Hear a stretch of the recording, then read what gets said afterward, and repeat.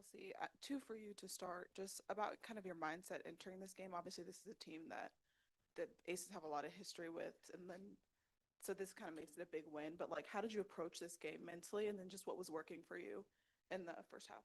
I mean, they've kind of whoa, they've kind of had our number the last couple seasons, and that's the defending champs. You know, they're gonna come ready to play every time they step on the floor.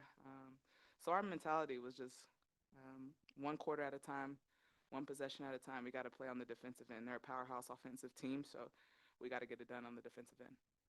Um, and then for Jewell, I know you've been asked about this a lot this season, but like coming off the bench, this is now I think like your third 20-point game. Coming off the bench, just what has that shift been like for you? How has it kind of like opened things up for you offensively?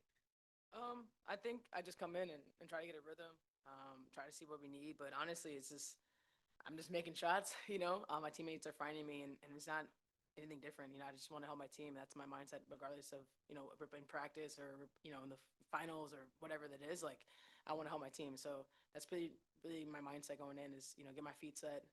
Chelsea makes it easy. My teammates make it easy, and knock down the shots. Is there like a moment in this game that felt like a turning point for you where you were just like kind of maybe flipped a switch? Is there anything you can pinpoint like that? I mean, it always feels good when you kind of hit your first shot. It gives you confidence, but we know at any moment, anyone on this team can get going, and that's the beauty of this team is that we're very unselfish in that way. We want to see people get going, and I just got hot, and like I said, playing with Chelsea and everyone else makes it really easy. Just for both of you, this is now a 5-game win streak for the Aces. How would you describe, I guess, just like the energy and morale in the locker room right now? It's always better when you're winning, right? It's good. We're just steady and poised in the locker room. Never get like too high and too low. I mean, we had a couple lows this season, and so it just in the uncomfortable situations, you figure out who you are as a team, as your identity, and I think we kind of shown that over the course of these last 5 games. Yeah, Chelsea, to that point, is there a trust factor now that's permeated through this team that wasn't maybe there in May and June? Now that everyone's roles have been more clearly defined. I think starting off the season, I mean, you build habits to know where a person is. I think we always had a trust factor is like putting the energy and the concentration and the consistency behind it. And that's what you're seeing. And so we've gotten used to each other's habits. What do they like to do on a pick and roll offensively and defensively? And so we know how to kind of play with that and play with each other. So it's a different group and a different look. So that's what I really like is we bought in and we stay consistent in that way. Hi, Chelsea. This one's for you. So you guys were kind of playing tug of war with who was in the lead, with the points and everything. So when New York made their runs, how did the team keep composure? How did you guys make sure to not let it get too far?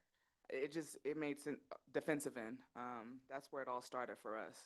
You hold a team like that to 77 points, and they could rally up 100 on any given night. So throughout those runs, we knew like our mindset was to get a couple stops in a row and scores, just one possession at a time, and that's kind of been our mentality when we get behind, just one stop at a time. Daryl Harris, 8 News Now, Talk That Talk Media. I'll put this one to you all. The rebounding margins tonight, you guys were ahead 39 to 30. And going into the fourth quarter, it was actually a slight New York advantage on the rebounds. And they've got a lot of size. There's a lot of guards on this team. Helps when Asia gives you 16. But can you guys talk about the commitment on the boards, on defense, the boxing out, and how that feels assisting on the defensive end? Yeah, I think our rebounds were huge defensively, but we got some possessions there offensively where people were crashing. We were tipping it out to guards, so other guards being able to get that, and that gives us another possession or we get a 3-point attempt. I was really pleased with how, not really me, but the other guards going for the old boards.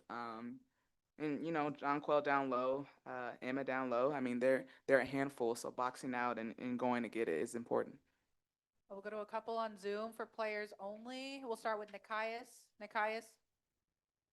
Hey y'all, just a quick one for Chelsea. As you once again were able to get a lot of stops when matched up with bigger players tonight, generated a lot of deflections. Just what goes into being able to time out those strips the way that you do?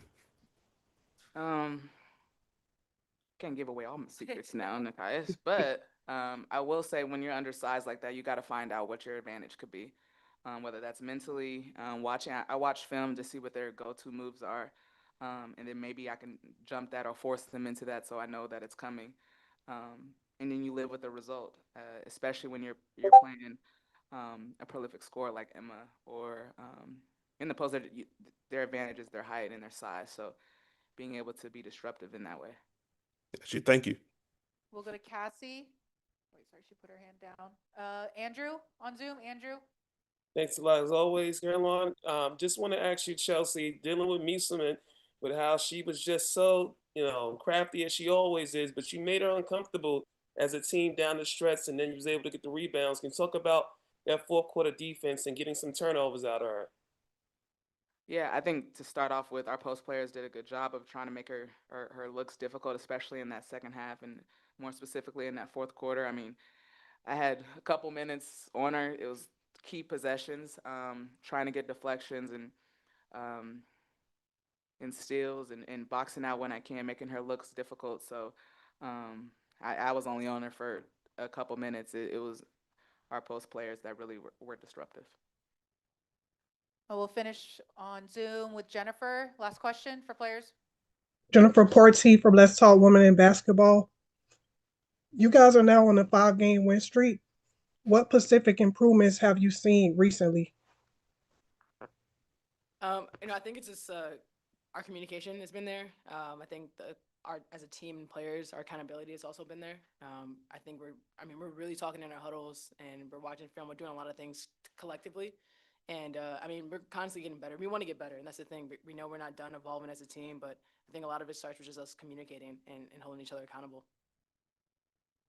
All right. Thank you, players.